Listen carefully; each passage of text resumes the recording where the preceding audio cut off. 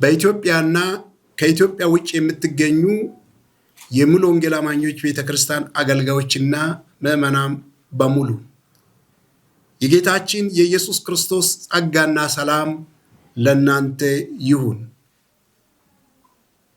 የኢትዮጵያ ሙሉ ወንጌል አማኞች ቤተክርስቲያን የሥራ አመራር ቦርድ ከጥር 21 እስከ 23 2018 ዓ.ም ባካሄደው መደበኛ ስብሰባው የሙሉ ወንጌል አማኞች ቤተክርስቲያን አገልጋዮችና ምዕመናን በሙሉ ከየካቲት 30 እስከ ሚያዝያ 2 2018 ዓ.ም የጾምና የጸሎት ጊዜ እንዲሆን ወስነዋል።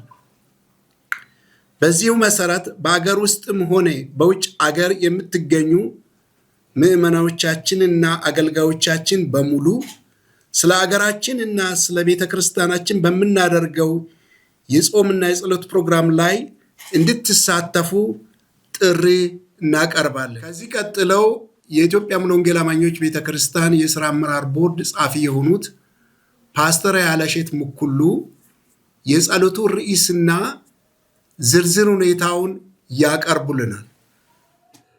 ለመላው የኢትዮጵያ ሙሉ ወንጌል አማኞች ቤተክርስቲያን አገልጋዮችና ምዕመናን ሁሉ እኔም በጌታችን በኢየሱስ ክርስቶስ ሰላምና ጸጋ ለሁላችሁ ይሁን እያልኩኝ አስቀድሞ በቤተ እምነታችን ፕሬዝዳንት እንደተነገረው የኢትዮጵያ የሙሉ ወንጌል አማኞች የሥራ አመራር ቦርድ ከጥር 21 እስከ 23 በነበረው መደበኛ ስብሰባ በወሰነው መሰረት በአገር አቀፍ ደረጃ የጾምና የጸሎት ጊዜ ከየካቲት 30 እስከ ሚያዝያ 2 2018 ዓ.ም ድረስ እንዲሆን ታውጇል። በዚህም መሰረት በአንደኛ ጢሞቴዎስ ምዕራፍ 2 ከቁጥር 1 እስከ 4 እንግዲህ እግዚአብሔርን በመምሰልና በጭምትነት ሁሉ ጸጥና ዝግ ብለን እንድንኖር ልመናና ጸሎት፣ ምልጃም፣ ምስጋናም ስለ ሰዎች ሁሉ ስለ ነገስታትና ስለ መኳንንት ሁሉ እንዲደረጉ ከሁሉ በፊት እመክራለሁ።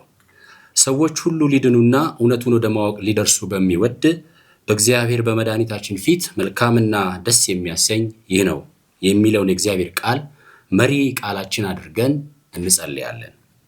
በዚህ መሰረት በአንድ ልብና በአንድ መንፈስ በመሆን በንስሐ በምስጋናና በምልጃ ጸሎት የእግዚአብሔርን ፊት የምንፈልግበት ጊዜ ይሆናል። የቤተ እምነታችን ክልል እንዲሁም የአጥቢያ መሪዎችና አገልጋዮች ሁሉ በተዘጋጁት አብይ የጸሎት ርዕሰ ጉዳዮች ላይ በተለይም ስለ ቤተ እምነታችን የወንጌል አገልግሎት ማለትም ለምሳሌ በደቀ መዝሙር አገልግሎት በማፍራትና ደቀ መዝሙር ለመሆን በሚሆን ህይወት ውስጥ እግዚአብሔርን ማክበር እንድንችል እንዲሁም ደግሞ እውነተኛ የመንፈስ ቅዱስ የተሐድሶ ህይወት በቤተክርስቲያናችን እና በህዝባችን መካከል እንዲሆን በተጨማሪም ስለ ሀገራችን ወቅታዊና አጠቃላይ ጉዳዮች ላይ ተገቢ የሆነ ትኩረት በመስጠት የጸሎት ፕሮግራሙን እንድታከናውኑ በጌታ ፍቅር ለማሳሰብ እንወዳለን። የቤተ እምነታችንን ማህበራዊ ሚዲያዎች እንድትከታተሉና የጸሎት ርዕሶችንም ከዛው እንደምታገኙ አስቀድመን እናሳውቃለን።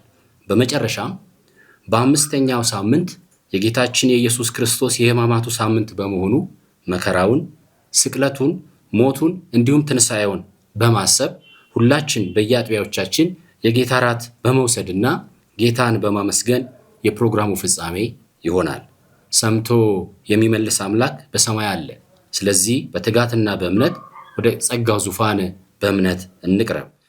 ስለዚህም አብይ የሆኑ የጸሎት ርዕሰ ጉዳዮቻችን በመጀመሪያ የንስሐ ጸሎት በዳንኤልና በነህምያ ምዕራፎች ላይ ተመስርተን ንስሐ የምንገባበት ጉዳዮች፣ ሁለተኛ የምስጋና የጸሎት ርዕሶች አሉን።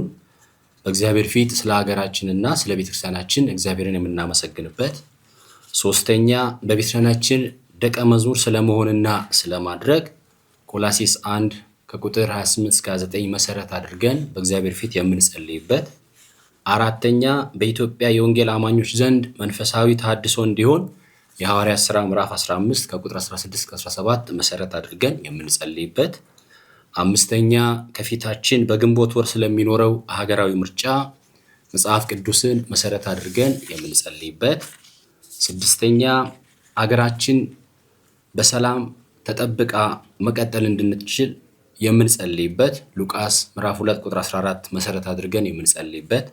ሰባተኛ ስለ ሀገራችን ስለ ኢትዮጵያ የባህር በር እንድታገኝ በጌታ ፊት የምንጸልይበትና ስምንተኛ አገራችን ኢትዮጵያ በዓለም ሁሉ ፊት አሁን ካገኘችው በበለጠና በተሻለ ሁኔታ ሞገሷ፣ ተደማጭነቷና ተቀባይነቷ እያደገ እንዲመጣ የምንጸልይበት ጊዜ ይሆናል። እግዚአብሔር ይባርካችሁ። ሰላምና ጸጋ ከሁላችሁ ጋር ይሁን።